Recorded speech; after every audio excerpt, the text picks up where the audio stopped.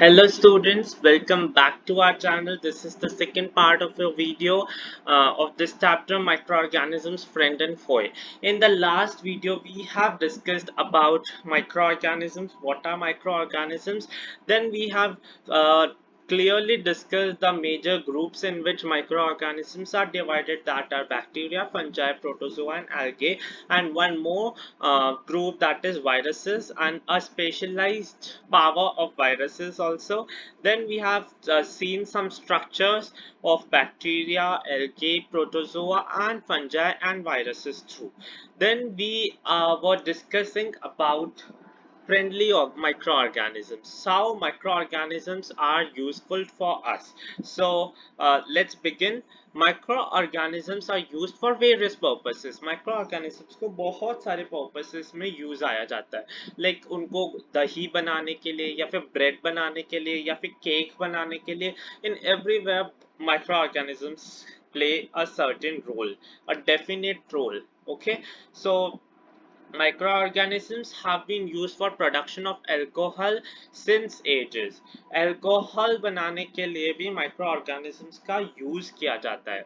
They are also used in cleaning up the of environment. ठीक है, इनको environment को साफ रखने के लिए भी microorganisms का use किया जाता है. For example, अब अपने example से समझा, आप बोलोगे microorganism environment cleaning कैसे करता है. Let's take an example. The organic waste like vegetable peels, remains of animals, feces, etc. Vegetable peels मतलब आप जो घर पे सब्जी वब्जी यूज करते हो तो उसका जो वेस्ट आता है, एनिमल्स अगर कोई मर जाता है, या फिर एनिमल्स का एक्सक्रीशन या फिर ह्यूमंस का एक्सक्रीशन, ये सारा जो होता है ये सारा डीकम्पोज हो जाता है. And who decomposes it? सिर्फ और सिर्फ माइक्रो ऑर्गेनिजम्स. अंडरस्टूड? उनको पूरा खा जाना. माइक्रो ऑर्गेनिजम्स क्या करते हैं? उनको खा जाते हैं. सो ये सारा काम किसका होता है? तो इससे क्या होगा? इससे अगर आपके एनिमल्स के रिमेन्स हर जगह पड़े रहेंगे, या फिर फीसेस हर जगह पड़ा रहेगा, या फिर वेजिटेबल पील्स जो है वो सारे हर जगह पड़े रहेंगे, सो everything will look dirty. Yes or no? Yes. So environment cleaning के लिए मेन अपन को माइक्रो ऑर्गेनिजम्स अपन का मेन वर्क करते हैं. Okay, are broken down into harmless and usable substances by bacteria. और ये कौन कौन काम करता है? बैक्टीरिया. हु? बैक्टीरिया. ठीक है, बैक्टीरिया ही इनको harmless मतलब इनको कोई नुकसान, मतलब इनको इनसे हमें कोई नुकसान ना हो, इनको यूजेबल बना देता है. Recall that bacteria are also used in preparation of medicines. और मेडिसिन्स के यूज, मेडिसिन्स को बनाने के अंदर भी बैक्टीरिया का एक मेजर रोल है. In agriculture, they are used for soil fertility by fixing nitrogen. Nitrogen fixation एक process होगा जो हम आगे study करेंगे. Let's take it beyond. Let's take it stop this topic. Nitrogen fixation वाला soil fertility, soil को और ज़्यादा ह्यूमस कंटेंट बढ़ाने के लिए, soil के अंदर ज़्यादा nourishment देने के लिए soil fertility जैसा topic यूज आया है. और वो सॉइल फर्टिलिटी बढ़ाने के लिए हम माइक्रो ऑर्गेनिजम्स मेनली बैक्टीरियाज का यूज करते हैं. ठीक है, सो let's continue with the chapter. I think we have to do from here. So let's start. Microorganisms do where do microorganisms live? अब ये microorganisms रहते कहाँ पे? Do you know? If you know, please comment down. Okay, अगर ये कहाँ पे रहते हैं? So, okay, I don't know, so I'll just read it out. Microorganisms may be single-celled, like bacteria, some algae and protozoa, or multicellular, such as many algae and fungi. ठीक है, microorganisms या तो सिर्फ एक सेल से बने हो सकते हैं, या फिर बहुत सारे सेल्स मिलके भी बना सकते हैं. ठीक है, माइक्रो ऑर्गेनिजम्स जो होता है, अगर वो सिंगल सेल्ड है तो वो होंगे बैक्टीरिया, एल्गे भी हो सकता है, और कुछ प्रोटोजोआस भी होते हैं. अगर हम मल्टी सेल्यूलर माइक्रो ऑर्गेनिजम्स की बात करें तो वो मेनली एल्गे होते हैं और फंजाई होते हैं.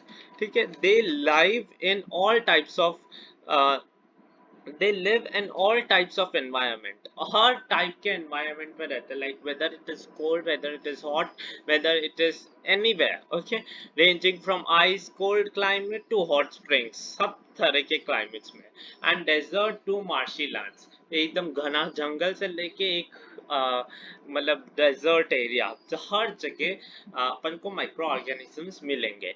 दे are all found inside the bodies of animals including humans. अपने बॉडी के अंदर भी बहुत सारे माइक्रो ऑर्गेनिजम्स है जो बहुत सारे प्रोसेसेस में हेल्प करते हैं. ठीक है, सो माइक्रो ऑर्गेनिजम्स एनिमल्स की बॉडीज में इंक्लूडिंग ह्यूमंस की बॉडीज में भी प्रेजेंट होते हैं. Some microorganisms grow on other organisms while exist freely, while कुछ organisms जो ऐसे होते हैं जिनको किसी और organisms की help चाहिए होती है, like you all are dependent on your father and mother, of course, yes, yeah, like while some microorganisms are dependent on other microorganisms, और कुछ organisms होते हैं जो किसी पे भी dependent नहीं होते, like your father or mother, he or she is not dependent on anyone. They are free to do whatever they want. They are earning and they are not dependent on anyone. Yeah, yes, okay, so microorganisms and us. अब हमारा और microorganisms का क्या रिश्ता है? Let's discuss that. Microorganisms play an important role in our lives. Yes, बहुत एक important role play करते हैं. Some of them are beneficial in many ways, where some other are harmful and cause diseases. Diseases के बारे में भी अपन ऊपर बात की. Yes, let's अपन उसको थोड़ा topic छोड़ते हैं, but बहुत beneficial भी होते हैं. Let us study about them in detail. अब हम detail में study करने जा रहे हैं. Okay, we have studied this topic, yeah, you know ना, friendly microorganisms. Friendly, अब हमने पढ़ा friendly microorganisms, how microorganisms are friend to us. Now let's take some examples and see how they are. So making of curd and bread, अब दही बनाने में और bread बनाने, these are some daily house chores जो आप daily अपने घर में देखते होंगे, like a making of a curd or a buying of bread, not a bread making, but yeah, making of bread also happens. You eat bread every day, but you should know how these are formed. Okay, you have learned in class 7 that milk is turned into curd by bacteria.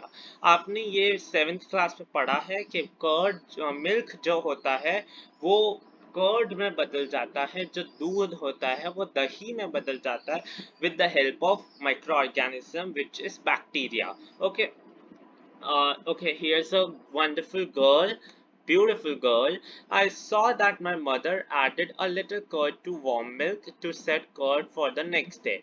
I wonder why. Okay, so ये एक लड़की है जो बोल रही है कि मैंने मेरी मम्मी को देखा है कि she adds a spoon of curd, एक बस छोटा सा स्पून कर्ड का एक गरम दूध में गरम दूध के अंदर डाला एंड उसको रात को डाल के रखा, नेक्स्ट उसकी कर्ड बन रही, बर्ड कर्ड बनाने के लिए.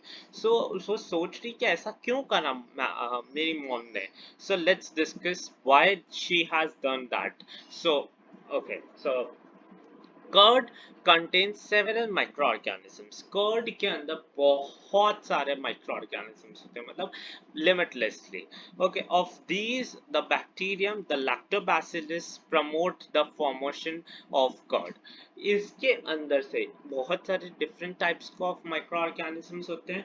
उसके अंदर से एक बैक्टीरिया होता है, जो उस बैक्टीरिया का नाम भी आपको याद करना है, that is lactobacillus. Please learn this name, huh? I'm saying please learn this name, will be helpful for you. The bacterium lactobacillus promotes the formation of curd. Okay, जो बैक्टीरियम होता है lactobacillus वो आपके कर्ड के formation में काम आता है. Let's 1 second. Okay, it multiplies in milk and converts it into curd.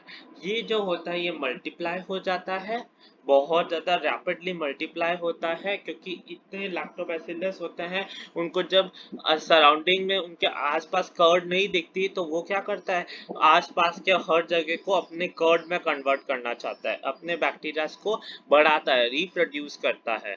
जब उसको उनके क्लाइमेटिक कंडीशंस के अकॉर्डिंग मिलता है तो जो मिल्क हो जाता है वो पूरा कर्ड में कन्वर्ट हो जाता है। Bacteria are also involve in making of चीज।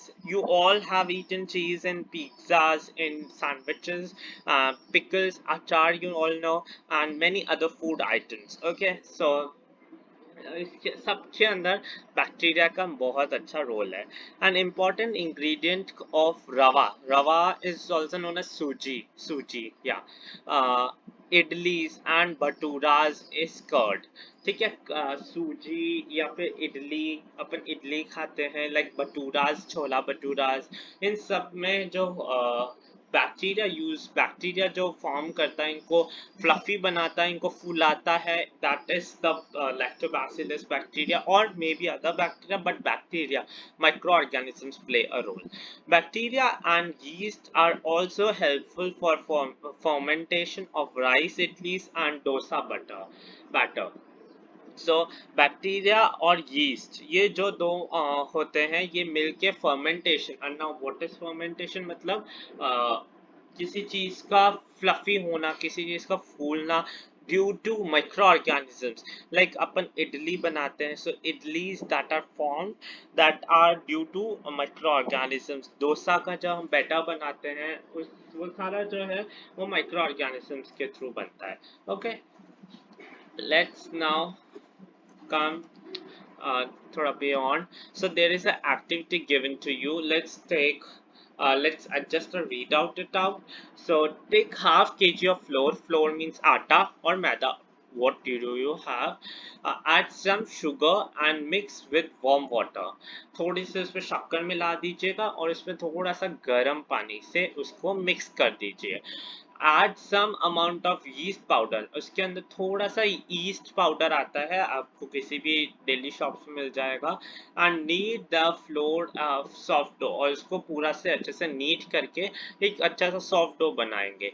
आप उसको जब 2 घंटे बाद आप उसको ढक के रख दीजिए एज यू विश, एंड उसको आप 2 घंटे बाद देखेंगे तो वो बहुत ही लाइक वो अपनी साइज से ट्रिपल साइज में चला जाएगा। डू यू नो, आप जैसे आपने हाफ केजी से आपका एक हाथ जितना बना है, so it will be your thrice your hand, इतना बढ़ जाता है।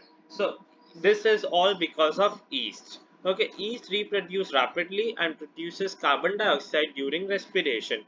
कार्बन डाइऑक्साइड रिप्रोडक्शन होने से उसमें क्या होगा, बबल्स बनेंगे और gas will of the dough and increase its volume, और उसके अंदर बबल्स बनने की वजह से वो आटा जो होगा वो वॉल्यूम में बढ़ेगा। This is the basis of use of east in baking industry of making breads, pastries and cakes, और यही मेथड यूज किया जाता है ब्रेड्स बनाने के लिए, पेस्ट्रीज बनाने के लिए एंड केक्स बनाने के लिए। सो some commercial, now let's talk about commercial use of microorganisms. So what is commercial use of microorganism? What do you mean by commercial? Commercial का मतलब जो हम like अपन केक बनाते हैं अपने घर पे, so we don't sell it. Yeah, we eat for we make for our enjoyment, we make and we eat our housemates with. Yeah, we eat with our housemates. But what is commercial? When we make some food item or anything uh, in purpose for selling it around and making profit is known as commercial use. So how microorganisms commercial usage देते हैं? So microorganisms are used on the large scale of production of alcohol. Alcohol production के लिए main जो चीज चाहिए होती है microorganisms चाहिए होते हैं। ठीक है, माइक्रो अल्कोहल बनाने के लिए, वाइन बनाने के लिए acetic acid, you know, vinegar. Yeah, you use vinegar at our homes, like in making of cake or in anything we know na.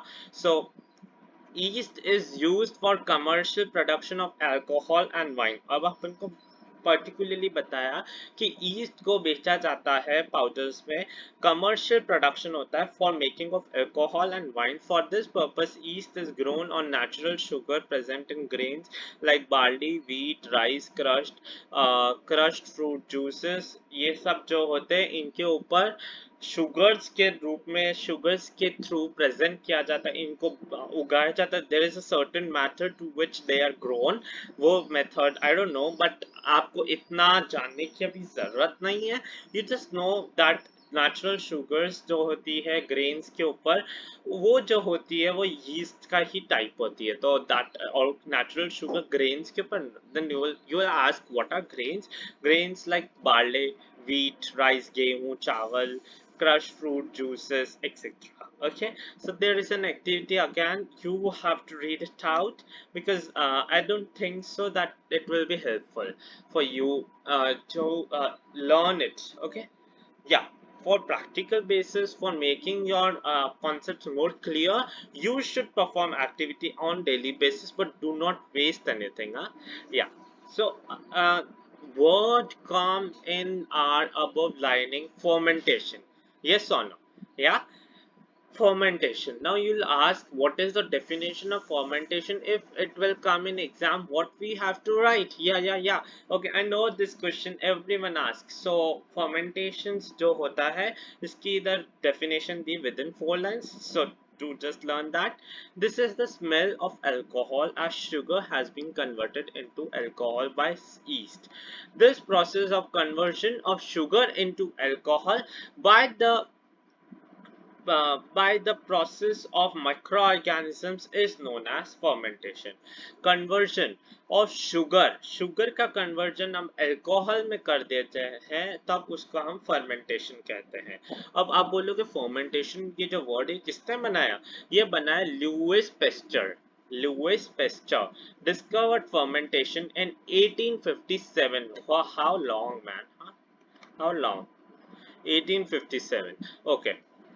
So we have discussed the commercial use of microorganisms, that how microorganisms are used in a large scale for production of alcohol, wine, and etc. Now we will be going to discuss about medicinal use of microorganisms. So let's go ahead. Whenever you fall ill, the doctor may give you some antibiotic tablets. जब आप बीमार होते हो, जब आपको doctor कुछ antibiotic tablets देता है, कैप्सूल्स देता है या फिर इंजेक्शन भी दे सकता है, सच एज ऑफ पेनिसिलियम. आपको अगर बहुत हाई फीवर है तो आपको इंजेक्शन मिलता है जिससे वो फास्ट रिकवरी हो. So the source of these medicine are microorganisms. Tablets में होता क्या है? What do we get from these tablets? We don't get we get microorganisms which go inside our body and which helps our army, our microorganism की army को reproduce करने में, उसको ज़्यादा बड़ी करने के लिए मदद करता है. Okay, so these medicines kill, या तो वो जो दुश्मन की सेना है, जो दूसरे ऑर्गेनिज्म, माइक्रो ऑर्गेनिजम्स जो हमारी बॉडी में हमला कर रहे हैं उन सबको मार डालता है, या फिर उनकी जो ग्रोथ है, मतलब जो मल्टीप्लाई हो रहा है उसको स्टॉप कर देता है, डिजीज कॉजिंग माइक्रो ऑर्गेनिजम्स को स्टॉप कर देता है. सच मेडिसिन आर कॉल्ड एंटीबायोटिक्स, और इन्हीं मेडिसिन को एंटीबायोटिक्स कहा जाता है. Okay, so I just okay, I'm just doing the highlighted portion, so you have to keep your book aside with you when you are going to see my videos, and you have to just underline the important sources, the important things which I am marking, so you should also mark in your books respectively. Thank you. So these days a number of antibiotics are being produced from bacteria and fungi. और ये जो bacteria या fungi होते हैं ये बहुत सारी antibiotics में प्रोडक्शन में काम आते हैं. अब हम ये कुछ एंटीबायोटिक्स के नाम हैं. So let's just read it out. आपके एग्जाम्स में आ सकते हैं. So I just make it underlined. Okay, so streptomycin, we can say mycin also, so streptomycin or streptomycin as you wish. Tetracycline, Erythromycin are some of the dash. I'll just commonly known antibiotic which are made up of fungi and bacteria. Fungi और bacteria से जो बने हुए हैं उन सब मतलब ये जो एंटीबायोटिक्स है ये बैक्टीरिया और फंजाई का यूज करके बनाए जाते हैं. सो these three please learn them: streptomycin, tetracycline and erythromycin. Okay, so these are three. So अब you will say who invented this. Yeah, a question arises: who invented this? No, I didn't. No, I didn't. Okay, so in 1929, Alexander Fleming was working on a culture of diseases causing bacteria. 1929 की बात है, long ago, around 19 years ago, more than 100 years, yeah. So उस time की बात है, उस time एक इंसान, एक scientist, we can say Alexander Fleming, जो डिजीज कॉजिंग बाय बैक्टीरिया, जो डिजीज अपन के अंदर बीमारियां फैलाते हैं, उनके ऊपर एक रिसर्च कर रहे थे. Maybe we say that suddenly he found spores of little green mould in one of the cultural plates. You ask what are cultural plates? So these are the like project what we say like जिस पे वो experiment करते हैं. So the sources we say culture plates. He observe that the presence of molds prevented the growth of bacteria. In fact it also cared. अपन ने जब उसके अंदर बैक्टीरिया, एक मोल्ड है, मोल्ड अपन ब्रेड ले लिया, ब्रेड के ऊपर अपन ने फंजाई बहुत ग्रो कर रहा है, उसके ऊपर इन्होंने बैक्टीरिया को छोड़ा. तो बैक्टीरिया से क्या हुआ, जो फंजाई के अंदर जो ग्रोथ हो रही थी फंजाई की वो रुक गई और धीरे धीरे वो बैक्टीरिया उनको मारने लग गए. एंड इसलिए उन्होंने उसको from this the mould Penicillium was prepared. और ऐसे उनको पेनिसिलियम और उससे के बाद ही एंटीबायोटिक्स बनने लग गई. Okay, so continue. The antibiotics are manufactured by growing specific microorganisms and are used to cure a variety of diseases. ठीक है, एंटीबायोटिक्स जो होती हैं वो बहुत सारी diseases को cure करने के लिए काम आई जाती है. Antibiotics are even mixed with the feed of livestock or poultry to check microbial infection in animals. They are also used to control many plant diseases. Plant के अंदर जो disease हो जाती है उनको control में लाने के लिए भी we do use antibiotics. Okay, so there is a small para about antibiotics. So let's just your homework it is to read it out and come to your class. I would say this: you have to come to your class. This is your homework, you have to read it out. Okay, so when a disease carrying microbe enters our body, अब अपन ने चलो अपन एक पूरा process पढ़ने जा रहे हैं. So let's just focus, आप अच्छे से फोकस कर लीजिए. I'm starting with the main part. So आपकी बॉडी के अंदर जब कोई एक माइक्रो ऑर्गेनिज्म जाता है, like micro organism of fever, आपके अंदर फीवर जब जाता है, फीवर का माइक्रो ऑर्गेनिज्म जब आपकी बॉडी के अंदर जाता है, the body produces antibodies to fight with invader. वो जो अपनी बॉडी के अंदर जो माइक्रो ऑर्गेनिजम्स प्रेजेंट है वो क्या करते हैं, वो कोई दूसरा कोई आतंकवादी, I'll say a strong word, आतंकवादी, वो जब आतंकवादी आता है तो उसको देख के वो अपनी सेना को मल्टीप्लाई करने लगते हैं, अपनी सेना को बढ़ाने लगते हैं. ठीक है, एंड बाय दिस वो अपनी सेना को मल्टीप्लाई करते हैं, इन्वेडर टू फाइट मल्टीप्लाई करते हैं, एंड उसी को एंटीबॉडीज का नाम दिया जाता है. The body also remembers how to fight with microbe if enters again. और जब अपनी एंटीबॉडीज अब जैसे अभी आई, अपन को फिर साल भर में वापस हो जाता है. ठीक है, तो वो ही जो होते हैं माइक्रो, अपन को बॉडी को पता चल जाता है अच्छा ये तो वही आतंकवादी ये वहां से आया है, तो इसके लिए कैसी सेना चाहिए हमें पता है. तो वो वाली सेना ये अपनी बॉडी इतना रिमेम्बर कर सकती है कि कौन सा माइक्रो ऑर्गेनिज्म किसको हिट कर सकता है, इसको मार सकता है।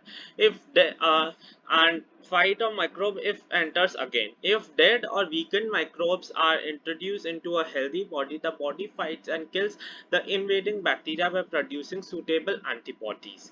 Okay, अपनी बॉडी क्या अपने अगर कुछ वायरसेस को थोड़ा सा वीक करके या फिर मार के अपनी बॉडी के अंदर डाल दिया जाए तो वो बॉडी अब उसके लिए पूरे वो बनाएगी कि इसको कैसे मारना चाहिए। वो अगर वीक होंगे तो उनको मार देगी, डेड होंगे तो उनको खत्म कर देगी। एंड उनके पास पूरी एक तैयारी रहेगी, स्क्रिप्ट रहेगी, through which they can just win from that bacteria, yes और नो। ठीक है, उन एंटीबॉडीज बना के वो उनसे विन करने की उनमें ताकत रहेगी।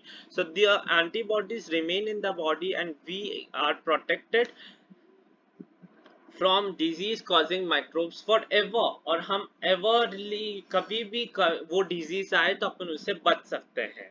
So this is how vaccine works. अब आपने वैक्सीनेशन के बारे में बहुत पढ़ा है कि वैक्सीन लगानी है, वो करना है, कोरोना की वैक्सीन लगानी है। सो वैक्सीन क्या होता है, उसी माइक्रो ऑर्गेनिज्म कोरोना के वायरस को बहुत स्लो डाउन मतलब बहुत ही वीक करके अपनी बॉडी के अंदर डाला जाता है, through which our body make antibodies और उस ऑर्गेनिज्म को डेफिनेटली मार देती है। एंड उसके बाद वो माइक्रो ऑर्गेनिज्म अगर बाद में कभी आए अपनी बॉडी के अंदर तो अपनी बॉडी के पास इतनी ताकत है कि उस हैवी माइक्रो ऑर्गेनिजम्स को फटाफट मार दे। इफ वो नहीं मार पाए तो वो मल्टीप्लाई होगा, वो थाउजेंड्स मिलियंस में चला जाएगा and they will attack or kabza on your body. Okay, several diseases including cholera, tuberculosis, smallpox, hepatitis can be prevented by vaccination, or corona also, but not yet. Okay, so there is a small topic यहाँ तक आज हम करेंगे। In your childhood, you must have been given injections to protect yourself against several diseases. आपके right side में, left side में, on your like bicep sides, you will see some projected areas in which the vaccinations are done for several diseases. Okay, so like chicken pox, you have like vaccination. You may take help of from this your parents, और अपने parents से आप पूछ सकते हो कि मुझे किसकी वैक्सीन लगी है और नो। सो आपको एक मेन डिफरेंस पता होना चाहिए कि वैक्सीन और एंटीबायोटिक्स में, एंटीबायोटिक्स डिजीज होने के बाद ली जाती है, पहले नहीं ली जाती। लाइक आप कभी ऐसे नहीं लेते हो कि बुखार की दवाई आज ले ली क्योंकि मुझे बुखार होने वाला है, नो। आपको बुखार होगा तब आप उसकी दवाई लोगे, या but vaccines are taken previously to protect yourself from that बीमारी or from that diseases like chicken pox से बचने के लिए हम vaccines उससे पहले लेते हैं। ठीक है, it is essential to protect all children against these diseases. और इन डिजीजेस से बचने के लिए हमें दवाई लेनी चाहिए, ये सब वैक्सीन लेनी चाहिए। Necessary vaccine are available in nearby hospitals. अपने हॉस्पिटल्स जो नियर बाय उनमें मिलती है।